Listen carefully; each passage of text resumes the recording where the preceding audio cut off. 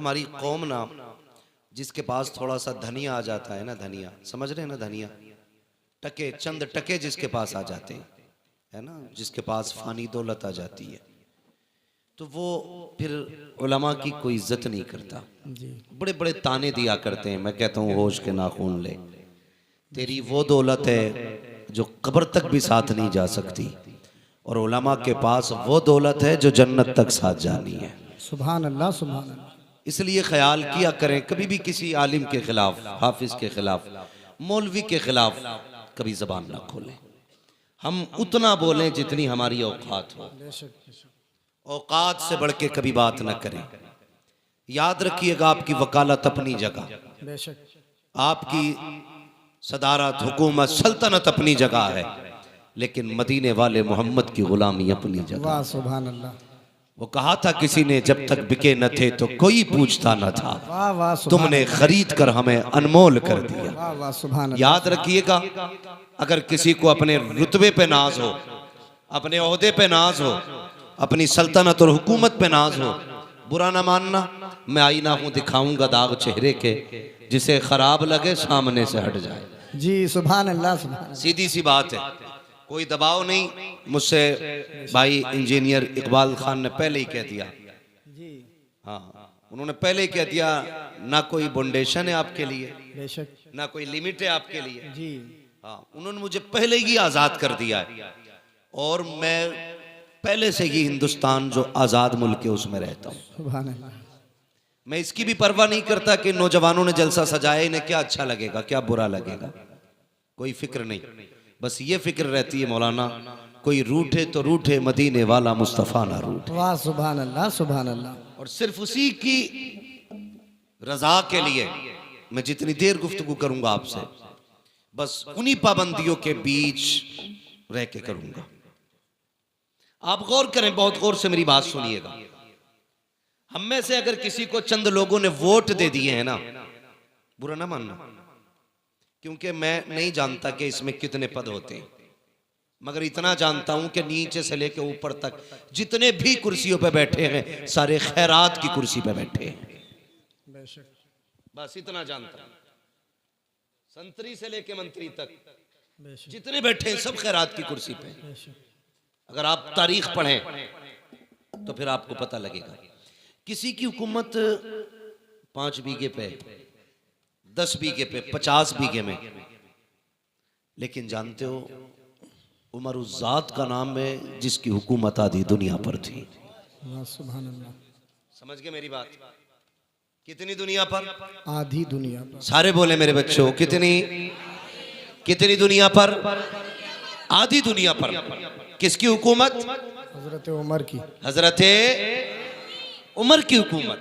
ये कौन थे? किसी बादशाह के बेटे थे? बोलो, किसी वजीर के बेटे थे? नहीं ना, बल्कि ये आम बाप खत्ताब के बेटे थे। ये खत्ताब के बेटे थे, और खुद अपनी जात का आलम ये था कि जब ये ऊंट चराते थे, इनका ऊंट गुम हो जाता था तो अपने ऊंट को नहीं तलाश कर पाते थे। समझ गए इतनी बात? ऊंट चराते थे, ऊंट गुम जाता था तो ऊंट तलाश नहीं कर पाते थे, लेकिन जिस दिन हुजूर को कत्ल के इरादे से निकले और हुजूर के कदमों में पहुंचे, और जब पलटे हैं देख करके ऐलान किया था, लोगों अब जिसे सर कटवाने हो वो मोहम्मद के मुकाबले में आ जाए। समझ गए? ये हुजूर के दीदार से तब्दीली आई। बहुत गौर से सुनना, मैं समझाना चाह रहा हूँ आज हमें क्या बनना है और हम क्या हैं। अंदाज़े बयां मेरा बहुत शौक नहीं है, शायद कि उतर जाए तेरे दिल में मेरी बात। यही उमर अबू जहल के दरवाजे पे, कौन? उमर इब्ने खत्ताब। कैसे आए हो? कब बताने आया हूं, मैंने कलमा पढ़ लिया उनका। गौर करने वाली बात है, बताने आया हूं, उनका कलमा पढ़ लिया गया। हिम्मत हो तो रास्ता रोक के दिखा। हजरत उमर हुजूर की बारगाह में आ गए, या रसूल अल्लाह, नमाज किधर पढ़नी है? उमर नमाज तो यही पढ़ते। कहा क्यों? का लोगों से छुप के, तादाद कम है ना इसलिए छुप के पढ़ते हैं। तो क्या कहा था जानते हो? कहने लगे या रसूल अल्लाह, अब नमाज छुप के नहीं, नमाज खुल के पढ़ी जाएगी, वाह। क्योंकि अब हुजूर के कदमों में उमर आ गया। वाह सुभान अल्लाह सुभान अल्लाह। अब हुजूर के कदमों में, हुजूर के कदमों में ऐसा लगता है जैसे ये कहानियां हैं, लेकिन हकीकत है, ये हकीकत है जो हुजूर के गुलामों ने रकम की है, ये तारीख है। हुजूर अब नमाज यहाँ नहीं पढ़ी जानी है, किधर? अब हरम में नमाज होगी, वाह सुभान। हरम में नमाज होगी।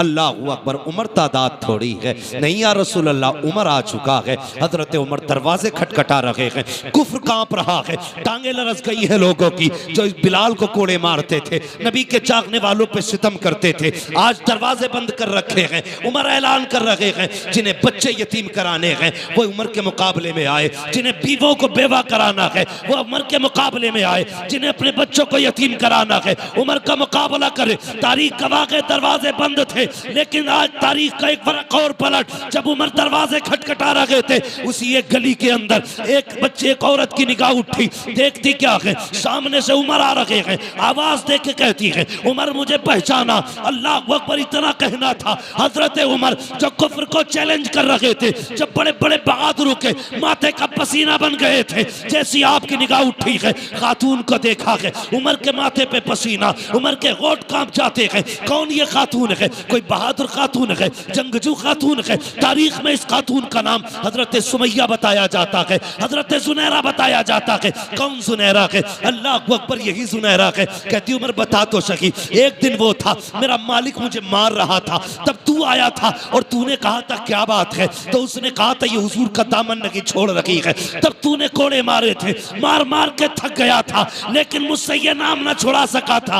अब बता तो उमर तुझे क्या हो गया है, जिस नाम के लिए तू मुझे मार रहा था, आज उस नाम की तू दुहाई दे रहा है, क्या हुआ है? हजरत उमर ने कहा था खातून चुप हो जा, उस वक्त तक मैंने नहीं देखा था, अब देख आया हूं, और देखने का नशा ये है कि जुल्फ देखी है कि नजरों ने घटा देखी है, लुट गया जिसने मोहम्मद की अदा देखी। नाराए तकबीर, नाराए रिसालत, हजरत अल्लामा मौलाना मुफ्ती हम्माद रजा साहिब किबला।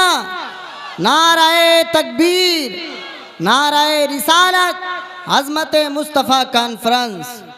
यार जमींदार होना अपनी जगह, अमीर होना अपनी जगह, मोहम्मद का गुलाम होना अपनी जगह, हुजूर का गुलाम होना सबसे बड़ी बात है। हाँ, वरना अगर दौलत की तारीख बताऊं तो किस किस पे दौलत ना थी, मगर याद रखना हुजूर का दामन सिर्फ नसीब वालों को मिलता है। बेशक बेशक सुभान अल्लाह, नसीब वालों को मिलता है। हजरत मैं फख्र से कहता हूँ, फख्र से कहता हूँ, बुरा ना मानिएगा जी। कुछ लोग अगर वकील हैं तो उस वक्त तक रोटी नहीं मिलती जब तक झूठ को सच, सच को झूठ साबित न कर दे। जी हाँ, दीवान जी हैं तो उस वक्त तक रोटी हलक से नहीं उतरती जब तक किसी गरीब का खून अपने पैसों के जरिए, कलम के जरिए उसके खून को पसीने में बदल के नोच के न, निचोड़ के न पी ले। बहुत गौर से मेरी बात सुनना। जी जी। मगर हमें अपनी किस्मत पे नाज है, हमें उस वक्त तक रोटी नहीं मिलती जब तक मदीने वाले की बातें नहीं कर लेते। ये अपना अपना नसीब है यार, अपना अपना नसीब है। खाते हैं तेरे दर का, वाह सुभान पीते हैं तेरे दर का, क्या कहने, पानी है तेरा पानी, दाना है तेरा दाना, सुभान जोर से दाना है तेरा दाना। दाना। हम तो खाते ही हुजूर का है, खाते ही हुजूर का है। अल्लाह अकबर। बहुत गौर से मेरी बात सुनना।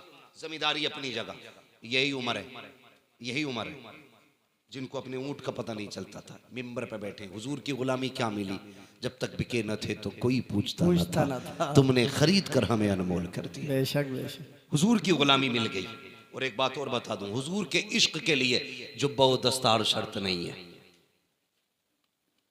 ये जरूरी नहीं है जो इमाम हो उसी के सीने में हुजूर का इश्क उतरे, जो अल्लामा हो उसी के सीने में हुजूर का इश्क उतरे। हुजूर का इश्क है, रब करम कर दे तो पत्थरों के जिगर में उतार देता। वाह सुभान अल्लाह। हुजूर का जिक्र है, रब करम कर दे तो पत्थरों के जिगर में उतार देता है। ये जरूरी नहीं। मैं अक्सर कहता हूं मिंबर वालों, कभी नीचे वालों को गाली मत देना, कभी सुनने वालों को बुरा मत कहना। हम नहीं जानते इतनी बड़ी तादाद में क्या पता कौन ऐसा बैठा हो, जब दुनिया सो जाती हो वो रो के रात को अपने रब को मनाता हो। जानता है किसी को कोई? कोई नहीं जानता। जब दुनिया सो जाए तो किसके कनेक्शन दिल के खुदा से जुड़ते हो? कभी घमंड ना करना।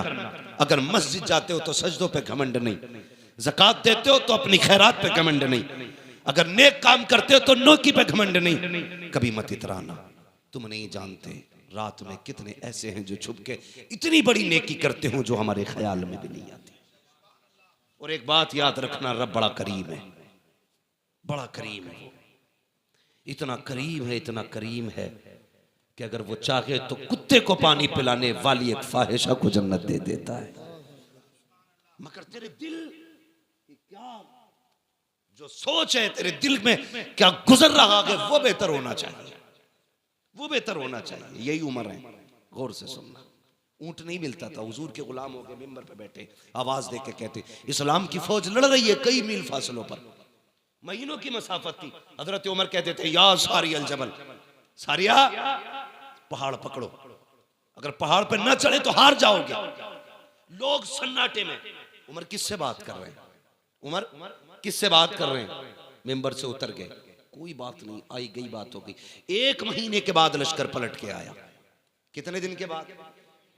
सारे बोले कितने दिन के बाद? 1 महीने के बाद पलट करके आया। लोगों ने कहा करम है रब का और एहसान है उमर का। कहा क्या कह रहे हो? कहा हाँ, हम तो जंग हार जाते, वो तो उमर ने आवाज दे दी। कहा कब? कब महीना हो गया। उमर ने कहा था या सारी अल जबल, सारिया पहाड़ पकड़ो। कहा उमर ने यहां से कहा, हमें ऐसा लग रहा था हमारे कान के पास उमर बोल रखे हो। लोगों में चर्चे हो गए, अरे उमर मिंबर पे बैठ के मीलों दूर महीनों की मसाफत तक का देख ले रहे, देख नहीं बल्कि आवाज भी पहुंचा दे रहे। बात चलते चलते मक्का शरीफ आ गई। मक्का शरीफ में आपका एक दोस्त था जो अभी हालत कुफ्र में था। उसको पता चला कि उमर यार इतना बढ़ गया है कि यहाँ बैठे बैठे वो मीलों की मसाफत तक का देख लेता है, कई मील दूर अपनी आवाज पहुंचा देता है। मक्के से सफर करके मदीना शरीफ आया। आने के बाद का लोगों उमर कहाँ है, उमर कहाँ है? किसी ने कहा लहजा संभाल के बात कर, वो अमीरुल मोमिनीन है, जबान संभाल के बात कर, इस वक्त का बादशाह है उमर, आधी दुनिया का हुक्मरान है उमर। उसने कहा तुम्हारे लिए हुक्मरान होगा, मेरा तो यार लगता है, बचपन का साथी है, किधर मिलेगा उमर? कहा जाओ मस्जिद नबी चले जाओ। जब वो गया उमर, हजरत उमर मस्जिद से निकल रखे थे, उसने गले में हाथ डाला, कहने लगा यार उमर बता तो सही, कल भी तू था आज भी तू है, कल तेरा ऊंट गुम जाता था तो हम तलाश करके लाते थे, आज भी तू उमर है, यहाँ बैठे बैठे सुना के कई मील दूर तक का देख लेता है। आपने कहा तूने सच ही सुना है। उसने कहा था उमर बता तो सही, पहले भी तू था आज भी तू है, पहले तुझे नहीं दिखाई देता था, अब क्या बात है कि मीलों दूर का देख लेता है। उमर ने कहा था अरे सुन, जब तक तेरे यार थे कुछ नहीं देखते थे, जब से इनके यार हो गए ज़माना देख ले। सुभान अल्लाह, नारे तकबीर, नारे रिसालत, उलमाए अहले सुन्नत। यही उमर है, बदलो अपने आप को याद, यही उमर है। आधी दुनिया का बादशाह मक्का में तहामा में पहुंचे, खड़े होकर रोने लगे, खड़े होकर रोने लगे। कौन रो रहा? आधी दुनिया का बादशाह। जब रोए ना, किसी ने कहा क्या बात है उमर, आधी दुनिया पे हुकूमत है, तेरा डर इतना कि शेर बकरी एक जगह पानी पीते, इतनी जुर्रत वाला उमर रो रहा है जिसके सामने रूम और कैसर थर थर कांप रहे, वो रो रहा है। कहने लगे हाँ, इस जमीन को देख के मुझे कुछ याद आ रहा है। कहा क्या? कहा एक दिन मैं इस जमीन पे अपने बाप के साथ आया था और 5 ऊंट मेरे बाप ने मेरे हाथ में दिए थे। कहा था इन्हें लाइन में लगा। कहते मैं 5 ऊंटों को लाइन में नहीं लगा पा रहा था, एक को आगे करता था दूसरा पीछे हो जाता था, उसे आगे करता तीसरा पीछे हो जाता। कहा 5 ऊंट एक लाइन में नहीं लग रहे थे। कहने लगे कल भी उमर था आज भी उमर है, कल 5 ऊंट लाइन में नहीं थे, आज आधी दुनिया उमर ने लाइन में खड़ी कर दी है। रो क्यों रहे हो? कहने लगे मेरी कोई औकात ना थी, जो कुछ भी औकात मिली है ना ये हुजूर के नालैन के सदके में मिली है। किस चीज पे घमंड है हमें? जमीन, ये दौलत, ये जायदाद, क्या है ये कुछ भी नहीं। खुद सोचो, जाओ अपनी हवेली पे जाके देखना, अगर पुराने जमींदार हो ना तो कभी अपने दरवाजे पे निशान देखना, कितनी तख्तियां बदल गई हैं। तुम्हारे बाप से पहले तुम्हारे दादा के नाम की तख्ती थी, उससे पहले तुम्हारे परदादा की तख्ती, उससे पहले तुम्हारे लकड़दादा की तख्ती, उससे पहले झगड़दादा की तख्ती। आज तुम्हारे नाम की तख्ती है, कल तेरे बेटे के नाम की होगी, फिर वो छूटेगी, तेरे पोते के नाम की आएगी, फिर वो भी हटाई जाएगी, फिर पर पोते के नाम की लगेगी। मुझे बता, हवेली वहीं रहेगी, तख्तियां बदलती रहेगी। बोलो, रहेंगी? तुम नहीं रहोगे, तख्तियां बदलती रहेंगी, हवेली वही रहेगी, जमीन वही रहेगी, मकान वही रहेगा, लेकिन तुम नहीं रहोगे। फिर किस चीज पे अकड़ है, किस चीज का घमंड है? आज लोग कहते हैं कि भाई मेरे सामने कोई टिक सकता है, मेरे सामने कोई बैठ सकता है, थाने में जाऊं तो फला खड़ा हो जाता है, यह भी कोई वजूद है, यह भी कोई बात है कि तेरे आगे कोई नहीं टिकता। किसी ने कहा था बड़ा कौन है, तो किसी ने कहा बड़ा वो है जिसके आगे सारे छोटे लगे। एक अक्लमंद ने खड़े होकर कहा नहीं, बड़ा वो नहीं जिसके आगे सारे छोटे लगे, बड़ा वो होता है जिसके आगे कोई अपने आप को छोटा ना समझे।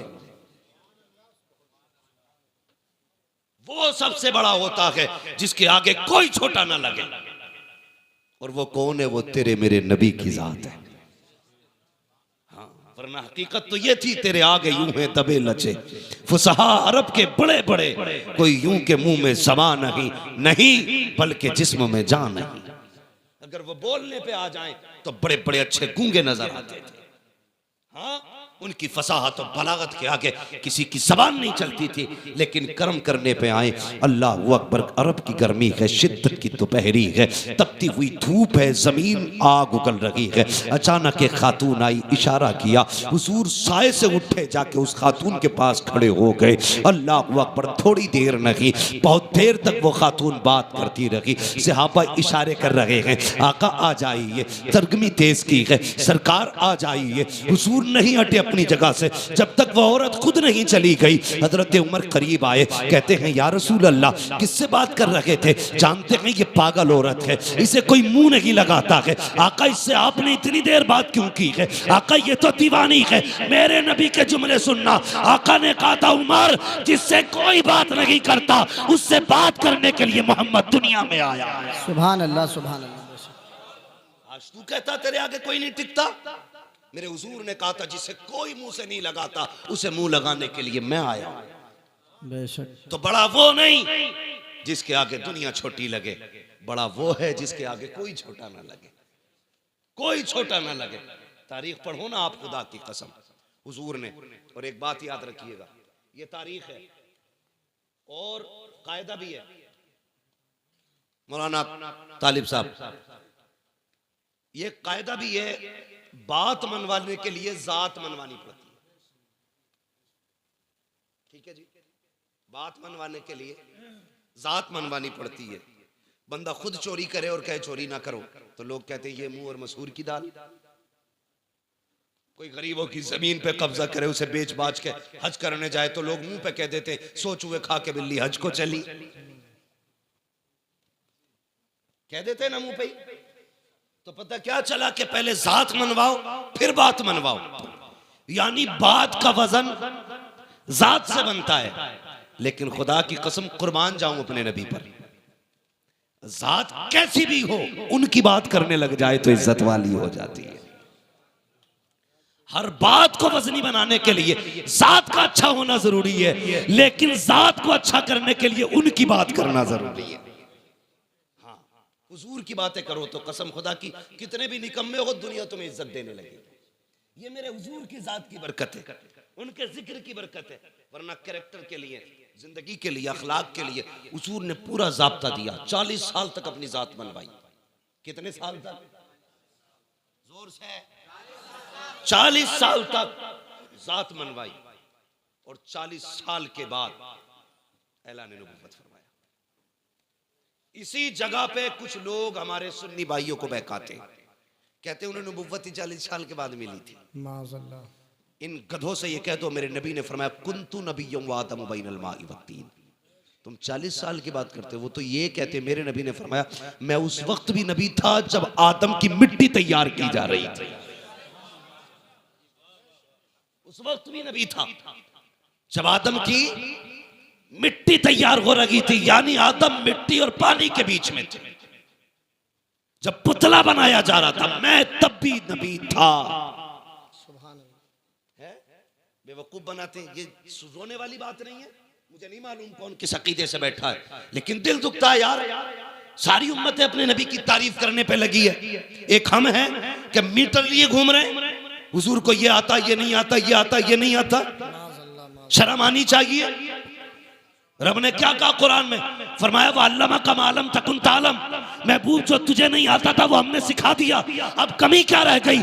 इसी पे मोहर आला हज़रत ने लगाई और ये कहा और कोई गैब क्या तुमसे निगाह हो भला, जब ना खुदा ही छुपा तुम पे करोड़ों। सुभान अल्लाह, सुभान अल्लाह।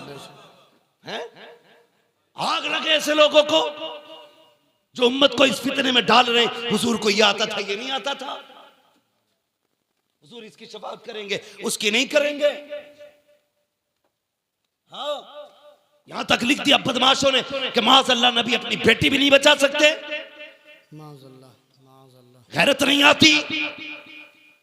जाओ किसी ईसाई से जाके कहो कि तुम्हारे ईसा मुर्दे को जिंदा नहीं कर सकते, तुम जिंदा बच के नहीं आ सकते हो। हाँ, जाओ जाके किसी भी ईसाई से कहना कि तुम्हारे नबी में ये नहीं था, वो नहीं था, टुकड़े करके भेजेगा। और तू हमारी मस्जिद में बैठ के हमारे सामने कहे माज़अल्लाह नबी को ये नहीं आता था, वो नहीं आता था, और हमारी कौम इस जमात में रिश्ते करे, उनकी बेटियां ले, उनको बेटियां दे। गैरत आनी चाहिए। याद रखिएगा, डॉक्टर इकबाल ने जिम्मेदारी के साथ एक बात कहती थी और कहा था कि मोहम्मद से वफा तूने तो हम तेरे हैं। वाह सुभान अल्लाह। कि मोहम्मद से वफा तूने तो हम तेरे हैं, ये जहां चीज है क्या लो हो कलम तेरे हैं। सुभान अल्लाह। बेशक अभी आपने शेर सुना, और तुम पर मेरे आका की इनायत न सही। नजदियों कलमा पढ़ाने का भी एहसान गया है। हुजूर आए, कसम खुदा की औकात कुछ नहीं थी, हमारी औकात कुछ नहीं थी। अगर हुजूर ना होते तो कुछ भी नहीं थी। और सच पूछो इन उलमा से, जाओ किसी यहूदी की तारीख पढ़ो, ईसाई की तारीख पढ़ो, जिस उम्मत की चाहो तारीख पढ़ लो। अगर गुनाह कर देते थे, या तो दरवाजे पे लिख दिया जाता था ये फला गुनाहगार का दरवाजा है, या माथे पे लिख दिया जाता था इसने ये गुनाह किया है। हुजूर आए, तुमने रातों में गुनाह किए लेकिन लिखा नहीं गया, तुमने रब को नाराज किया, तुम्हारी चौखट पे नहीं लिखा गया, तुमने रब की नाफरमानी की, तुम्हारे माथों पे ना लिखा गया। जानते हो किस लिए? रब ने वादा किया है, मा कान अल्लाहु रसूला, महबूब मेरा वादा है जब तक तू इनके बीच रहेगा मैं इन्हें अज़ाब नहीं दूंगा। आज जो बच रहे हो ये तेरा करम नहीं है, ये मदीने वाले का कदम है। वाह सुभान अल्लाह, सुभान अल्लाह। बेशक ये हुजूर का सदका है। और हमारी कौम अंधी होती जा रही है। मैं सिर्फ इतना कहूंगा, जाओ पकड़ के लाओ किसी भी नज्द की बदमाश औलाद को। चैलेंज है मेरा, हुजूर से ज्यादा कोई रोया हो तुम्हारे लिए तो बताओ। हुजूर से ज्यादा कोई रोया हो तो, हुजूर से ज्यादा किसी ने आंसू बहाए हो तो मुझे बताया जाए। तारीख पढ़ डालिए। अल्लाह अकबर। हुजूर इबादत के लिए गार में जाते थे। बहुत गौर से सुनना, मैं हुजूर का किरदार बताने लगा। गार में जाते थे, पहली बार जिब्रील आए हुजूर के पास। जब पहली वही नाजिल हुई ना, और जिब्रील ने आके कहा था इक़रा, महबूब पढ़ो पढ़ो। हमने इस इक़रा के राज को नहीं समझा। बहुत गौर करना मेरी बात, इक़रा के राज को नहीं समझा। हुजूर उस जमीन पे आए थे जहां की जमीन भी पत्थर थी और दिल भी पत्थर के थे। तवज्जो है मौलाना इख्तियार साहब। हाँ, तारीख ले लिए भी जिम्मेदारी पूरी नहीं हुई है, तकरीर पूरी ना हो जाए। इक़रा का मतलब समझिए। हुजूर जिस जमीन पे आए वो जमीन बोलो पत्थर की थी। लोगों के दिल भी जी कैसे पत्थर थे? बेटियों को जिंदा दफन करते थे। मेरी बेटियां मेरी बात सुने, बहुत गौर से सुने। आज एक फितना बड़ी तेजी से चल रहा है, इर्तिदाद का फितना। बेटियां धर्म छोड़ रही हैं और इश्क के तूफान में अंधी होकर के ना जाने किस किस के गले पड़ जा रही हैं। फिर कुछ दिन के बाद रोडों पे पड़ी मिलती है, कभी बैग में मिल रही है, कभी कटी ट्रेन में मिल रही है, कहीं नालियों में मिल रही हैं, कहीं लाशें जला दी जाती हैं, कहीं मोमबत्ती में पैक कर दी जाती हैं। मेरी बेटी सुन तो सही, जब हुजूर नहीं आए थे तेरी औकात क्या थी? तुझे कत्ल करते टाइम बाप का हाथ नहीं कांपता था, माथे पे पसीना नहीं आता था। तुझे पैदा करने के बाद जिसके घर में पैदा होती थी वही दफन कर दिया जाता था। आज दुनिया तालीम तालीम गाती है, जिसके तालीम के चर्चे हैं। अगर उस मुल्क की बात की जाए तो उस मुल्क की बरतानिया की अपनी हकीकत ये थी कि किसी कमजोर को जीने का अधिकार नहीं था। अगर कोई बच्चा कमजोर पैदा होता तो गवर्नमेंट का हुक्म यह था कि सगी माँ बच्चे को लेकर के जाती, पहाड़ से नीचे फेंक दिया करती थी। बच्चा मर जाया करता था। मजबूत बच्चा होता तो उस बच्चे को जीने का अधिकार था। सोच तो सकी, न बेटी जिंदा रह सकती थी न कमजोर जिंदा रह सकता था। इसी बरतानिया की तारीख है। एक माँ को खुदा ने बेटे से नवाजा, जब उसकी गोद में बच्चा आया, बड़ा कमजोर बच्चा था। हुकूमत का पैगाम आ गया कि बच्चा जिंदा नहीं रह सकता, अगर कमजोर रखेगा मुल्क की कमजोरी का सबब बनेगा। जा इसे जाकर के पहाड़ से फेंक दे। माँ माँ होती है यार। अगर काना बेटा हो तब भी माँ के लिए चांद होता है, काला बेटा हो माँ के लिए सूरज होता है, अपाहिज बेटा हो माँ के जिगर का टुकड़ा होता है। माँ को औलाद बड़ी प्यारी होती है। हुक्म आया है हुकूमत का, बेटे को पहाड़ से जाके फेंको। माँ ने बेटे को सीने से लगाया, पहाड़ की चोटी पर गई, जाके नीचे को झांक के देखा, गहराई थी। माँ का दिल तड़प गया, रोने लग गई। कहती बेटे अगर हुकूमत का खतरा ना होता तो मैं तुझे सीने से लगा के पालती, पूरी जिंदगी कांधे पे रखती। ए मेरे बेटे मजबूरी है, क्या करूं? माँ ने ये कह के बेटे को जब सीने से जुदा किया, पहाड़ से नीचे फेंका, माँ के हाथ उठ गए। रो के कहा था या अल्लाह कब तक ये बेटे मारे जाएंगे, कब तक कमजोर मारे जाएंगे? खुदा की कसम जब ये सदा निकली उसके दिल से, 12वीं तारीख को मक्के से ऐलान किया गया था अब कोई कमजोर नहीं रोएगा। जिंदगी देने के लिए अब्दुल्ला का लख्ते जिगर आ गया। नारे तकबीर, नारे रिसालत, उलमा अहले सुन्नत, अज़मत मुस्तफ़ा कॉन्फ्रेंस, अल्लामा मुफ्ती हम्माद रज़ा साहिब क़िबला।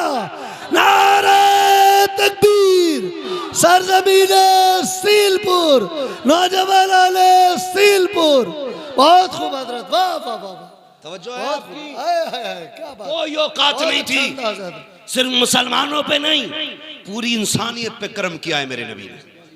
ये जो डिबेट में बैठ करके ना पीला जुब्बा पहन के बकवास करते, जी जी, सामने आ कसम खुदा की हुजूर की सीरत पर यही कहता उठेगा मैं मुजरिम हूँ आका मुझे साथ ले लो, कि रास्ते में है जा बजा थाने वाले। वाह वाह वाह वाह वाह, सुभान अल्लाह सुभान अल्लाह सुभान अल्लाह। खुदा की कसम हमारा नबी वो है जिसने सर झुकाना नहीं सिखाया, जिसने सर उठाना सिखाया है।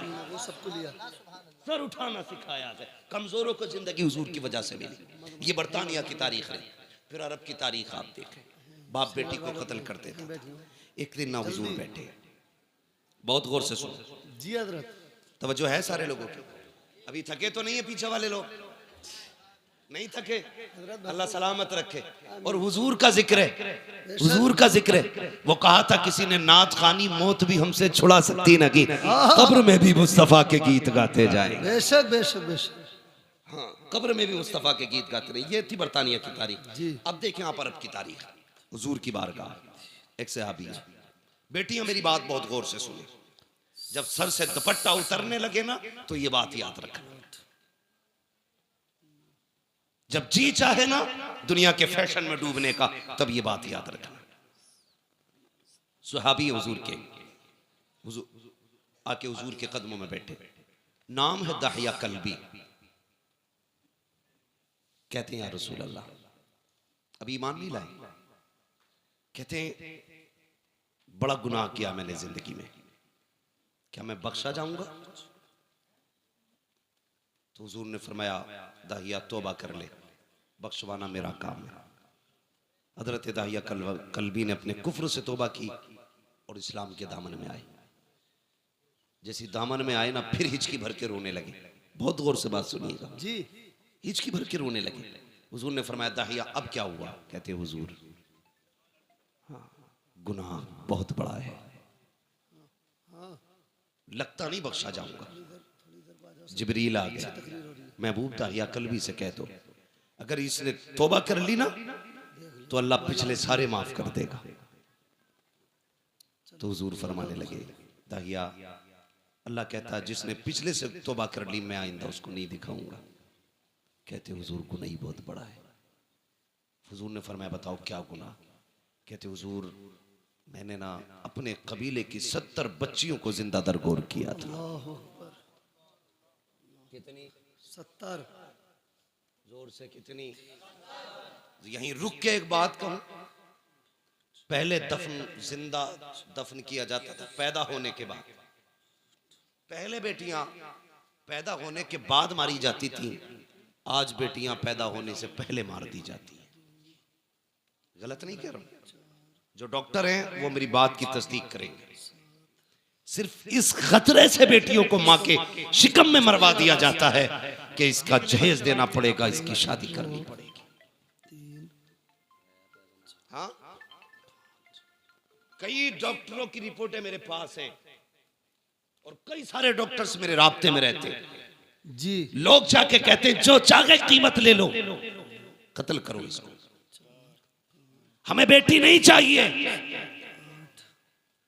मैं सिर्फ इतना पूछना चाहता हूं, जो मां के शिकम में पल रही है इसका कसूर क्या है? यही कि ये एक बेटी है, इसकी इतनी गलती है कि ये बेटा ना बन सकी। तुम अपने रब की तखलीक से लड़ रहे हो और उसके फैसलों से टकराना तुम्हें बर्बादी से नहीं बचा सकता कोई। जी कुरान ये कहता अल्लाह जिसे चाहे बेटी दे, जिसे चाहे बेटा दे, बेशक। और जिसे ना चाहे उसे कुछ ना दे। जी जी बेटी ये तो मरवा रहे हो। जी। क्या तुमने बेऔलाद वालों को दीवारों में सर मारते नहीं देखा? किस मजार पे नहीं गए? अल्लाह एक औलाद दे दे, बेटा ना सही बेटी दे दे। भीख मांगते देखा है मैंने लोगों को, जब उन्हें देखता हूं तो हैरत होती है। मैंने के एक ये हैं जिन्हें कुछ नहीं मिला तो तड़प रहे हैं, एक वो हैं जो बेटियों को माँ के शिकम में मार देते हैं। तुझे क्या लगता है जिस बेटी को तूने माँ के शिकम में मारा उसको कोई नहीं जानता था? कई बार तो ऐसा हुआ जब बच्चियां माँ के शिकम में बड़ी हो जाती हैं, दवाओं से नहीं मारी जा सकती, उनको काट काट के जिस्म से निकाला जाता है। वो बता तो सही, तेरे पैर में कांटा लग जाए तेरी आंख निकल जाती है, नाखून काटते वक्त ब्लेड लग जाए तेरी चीख निकल जाती है, पैर में शीशा लग जाए लंगड़ा के चलता है, इतने से जख्म से तेरे होश उड़ जाते हैं। बता तो सही, जिस बेटी की माँ के शिकम के अंदर पैर काटे जाते होंगे उस बेटी पे क्या गुजरती होगी? जिसके आज़ा के टुकड़े किए जाते होंगे उस पे क्या गुजरती होगी? और यार तेरे पास जबान है, तू चीख के कहता है, ठोकर लगे तो कहता है हाय माँ, कांटा लगे तो कहता है हाय माँ, दर्द हो तो कहता है हाय माँ। बता तो सकी, वो बेटी जो शिकम के अंदर है जिसको काटा जा रहा है वो किसे पुकारेगी, किसको आवाज देगी? तो याद रख, उसे कोई सुने ना सुने लेकिन खुदा की कुदरत सुन रही है, खुदा की रहमत देख रही है। अगर तेरी वजह से कोई बेटी पेट में मारी गई, अल्लाह उस वक्त तक जन्नत नहीं देगा जब तक उसकी एक एक आंख की कीमत ना ले लेगा। और याद रख, मैं इसलिए कहता हूँ आज ले उनकी पना, आज मदद मांग उनसे, कल न मानेंगे कयामत में आकर मानेंगे। सुभान अल्लाह सुभान अल्लाह सुभान अल्लाह। बहुत खूब हजरत, वाह वाह वाह। हाँ, बेशक बेशक।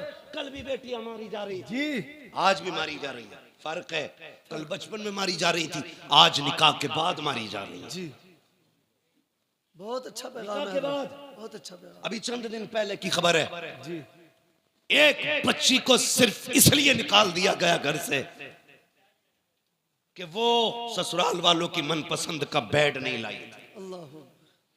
उनकी पसंद का सोफा नहीं लाई थी, उनकी पसंद का सामान नहीं लाई थी। खुदा का वास्ता यार, खत्म करो ये तमाशे, खत्म करो। अगर हम नहीं बदलेंगे ना तो फिर कुछ नहीं बदलने वाला। जी बेशक। ये सुन लेना मेरी बात, अगर हम नहीं बदलेंगे तो ये फिर कुछ नहीं बदलने वाला। खत्म करो यार, बेटियों के आंसू नहीं देखे जाते, नहीं देखे जाते आंसू बेटियों के।